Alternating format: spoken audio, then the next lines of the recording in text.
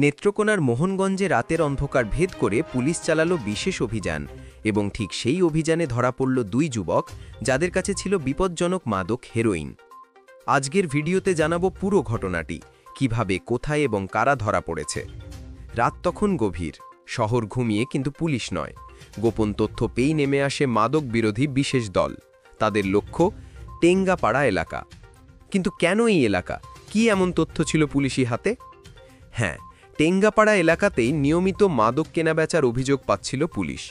বৃহস্পতিবার ২৭ নভেম্বর দিবাগত রাতে হঠাৎ করেই মোহনগঞ্জ থানার একটি দল এলাকায় অবস্থান নেয়। সন্দেহজনক দুই যুবককে লক্ষ্য করে এগিয়ে যায় পুলিশ। তল্লাশি চালিয়ে মিলল ৭ গ্রাম হেরোইন। গ্রেপ্তার হল দুই ব্যক্তি, একজন রিফাজুল ইসলাম রাতুল ২৯, আরেকজন রাকিব হাসান রনি ২৮। ওসি মোহাম্মদ আমিনুল ইসলাম নিশ্চিত করেছেন যে গোপন সংবাদের ভিত্তিতেই অভিযান। দুইজনকে হেরোইন সহ গ্রেপ্তার করা হয়েছে এবং তাদের বিরুদ্ধে মাদক আইনে মামলা দেওয়া হয়েছে।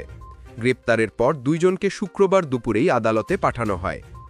এই ধরনের মাদক শুধু সমাজের যুব সমাজকে ধ্বংস করছে না, পুরো পরিবারকেই শেষ করে দিচ্ছে।